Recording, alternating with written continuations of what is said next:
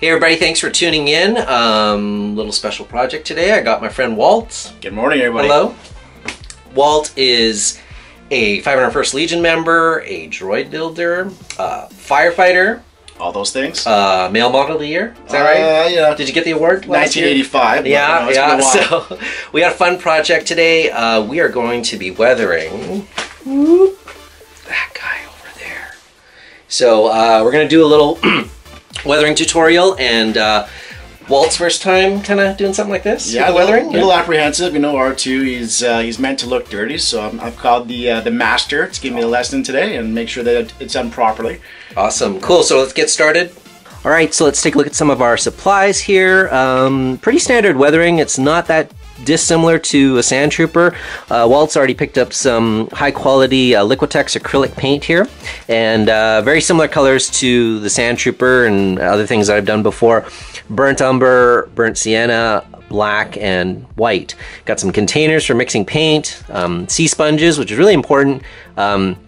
Sea sponges will give you a little bit more of a organic texture to just the patterns that you'll see. We got some chip brushes and some rags and a spray bottle. So we're gonna mix up a couple colors, and Walt kind of wants to go for a little bit more not overly dirty, right? Not super grimy look, but maybe how R2 looked on the Death Star. So we're gonna do a little test on the back, and let's see how that looks. Okay, so here we are. We are going to mix up some paint.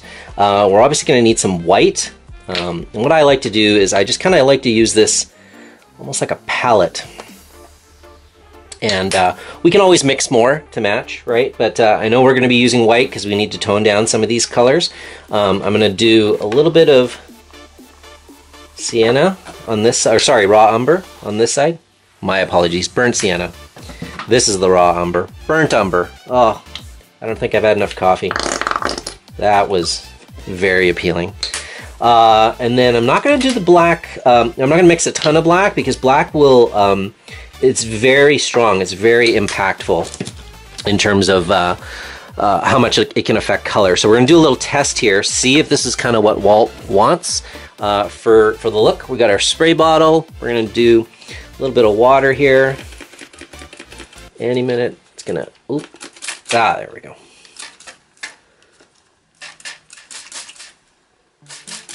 All right, got our brush. And you don't wanna make your mix too runny. You actually want it to kind of cling a bit. So in terms of consistency, you kind of want, I don't know, raw egg. That's kind of the best consistency I can think of. Going to use our other brush for the color here, and we're going to take a bit of the darker brown. Just mix that in. A little bit of the warm.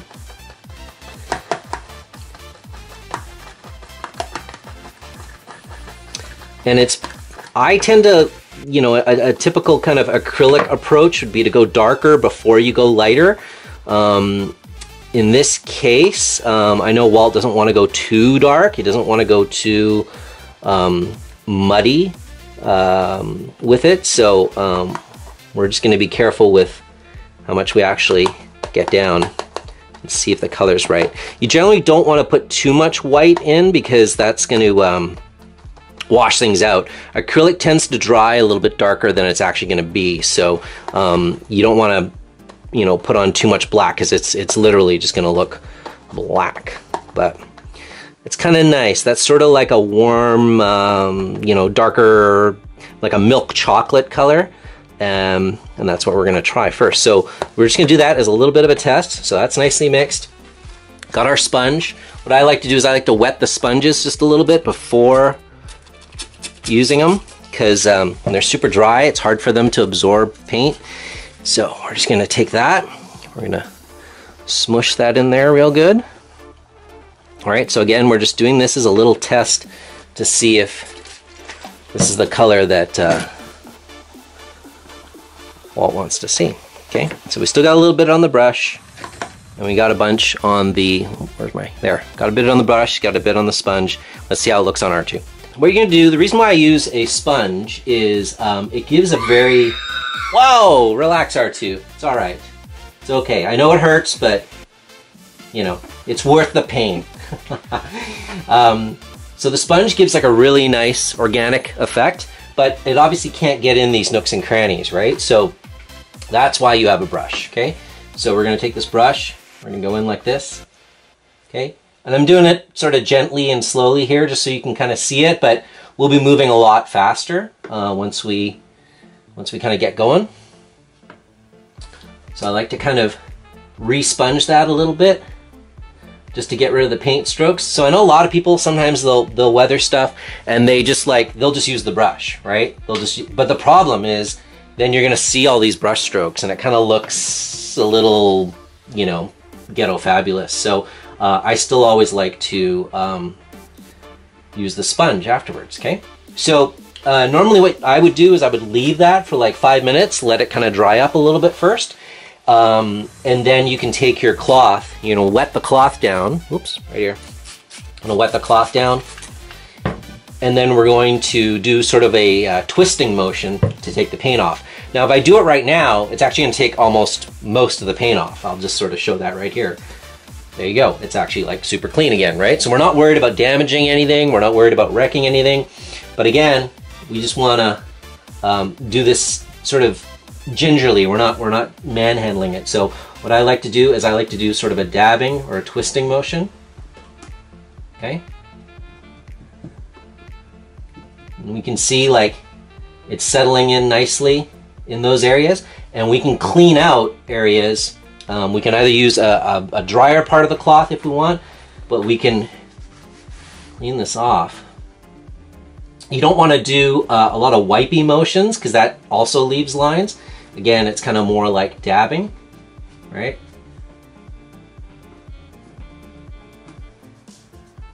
And we're doing this on the lower part of the leg because the lower part of the leg tends to be dirtier than everything up above, right? So, and you can also see I'm leaving a little bit maybe on the silver areas, right? But just doing that. And again, if we don't like it, if we don't want it to be that dark, just get your finger in there, clean some of that out, right? So how's that looking, Walt? Is that cleaner, lighter? What do you think? Yeah, I like it a lot. You like that? Yeah. Okay, cool. So yeah, Walt likes that. We're gonna move ahead to the rest of R2. You can see here, even though I sponged, you're not gonna get in that little crack, right? So that's why we're gonna use the brush to get in there. Again, try not to like paint it in, just dab it like this because you'll get a way more organic effect. And like I said, if you want to, you can let it dry a little bit before you actually wipe it off. If you want your droid a little bit cleaner, or whatever you're weathering, a little bit cleaner, you can do it actually while it's still wet. So again, some people want this sort of like look where the brown is actually affecting the color of the white. You're actually warming up the white hues. I know Walt doesn't want it quite that dirty. So again, we're gonna use the wet part of our rag, right? So you clean it off, and you can pretty much get most of it off, right? But this is the important part. This is what we want. We want the dirt to be, or the paint to look like the dirt has settled into things, right? We also want generally a little bit more dirt on the underside of things, okay? So you don't wanna like go like that and leave a bunch of that there, but it's probably okay to have a little bit more on the bottom, right? So like if I was doing that, I'd probably make it a little bit more like,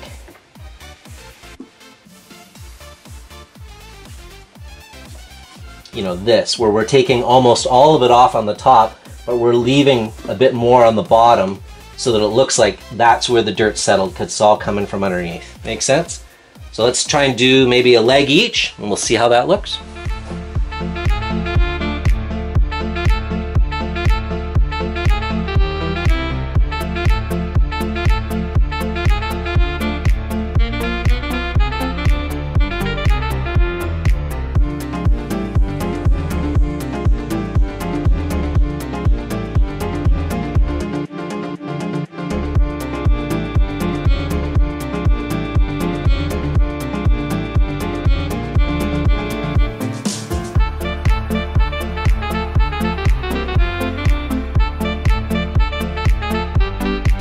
Alright, we're going to move on to the lower part of the body. Pretty much the same thing, making sure that we get the skirt as well too.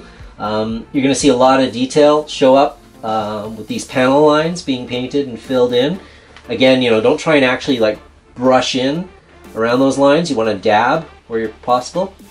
And all these kind of big greeblies, you want to make sure you get in there as well too. That's what's going to make things look a little bit more lived in. A really good point is to, you know, focus on the top surfaces. That's kind of where like a lot of, you know, mud or rain might drip down and collect. So whereas the upper sections, you know, it's going to get washed off or wiped off a little bit more. So, you know, in this particular case, I'm using the brush to kind of get in here because the sponge won't reach. But once I've once I've brushed that in, go back in and just give it a bit of a sponging to break up the lines. Otherwise, it's going to look like it's been brushed in. And then we take our cloth. We're going to take off the majority of the paint.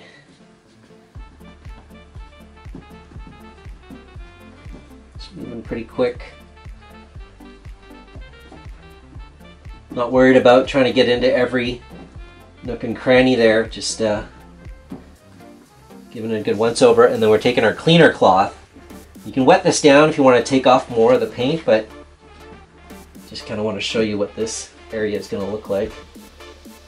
So something like that, right? So you can see in there how the paint's kind of collected in all those corners and the panel lines are darker. If you want to too, you can always, like, you know, add a little bit more, you know, texture just by using a brush with a sponge. If you want to add a bit of character so that's not perfectly even all the way around, that's always kind of nice too. So yeah, we're going to move on to the rest of the body.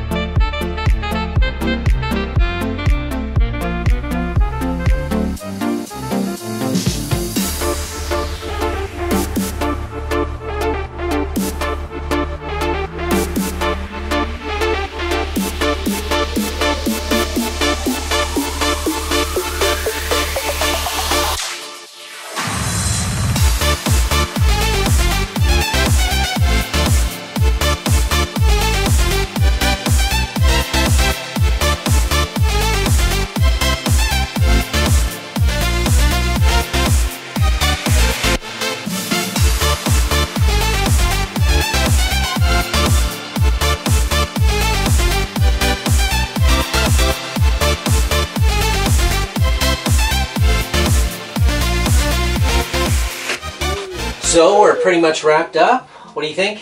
I love it. I think you happy with him? Fantastic, yeah. Yeah, actually looks like he's supposed to now. He looks like he was actually, you know, dropped and battled and fought and pulled out of swamps and all those things. But not too swampy. Not too muddy, not too dirty. No, it was a lot of fun. We decided to just go with one color. Sometimes when I weather things, I'll use two different shades. I might have gone with like a more black brown and then the lighter color, but we wanted to keep them not too worn, right? We didn't want them too filthy. I think Walt's daughters would have been more upset if he, I think we took a picture of him fully covered in brown paint and sent that to them. So, but I think he looks fantastic, and I think some of the key points being that he's a little bit more weathered on the bottom half, you know, at the feet, and then all the deeper details coming up, and he's a lot cleaner on the top. And we kind of came up with this analogy, like, if there was some rebel fleet trooper that was assigned to clean him or something, what would you do? You know, he'd only have like 20-25 minutes to kind of wipe him down. So whatever you could access with the cloth is kind of what we cleaned off, and that's kind of contributed to how he looks now. And I think it looks fantastic. Yeah, if I couldn't get in there with my finger, like if you were really like on the rebel base trying to wipe them out, you wouldn't have, you know, toothbrushes or, you know, Q-tips. So whatever I couldn't get with my finger is where it stayed. So yeah. Awesome. Yeah. Cool. Thanks for giving me the opportunity to come help with this. Thanks very much. It was a ton of fun. Yeah, man. Yeah. All and right. Thanks for tuning in. We'll see you next time. See you next time. We'll have no more of this Obi-Wan Kenobi gibberish. You're fortunate he doesn't blast you into a million pieces right here.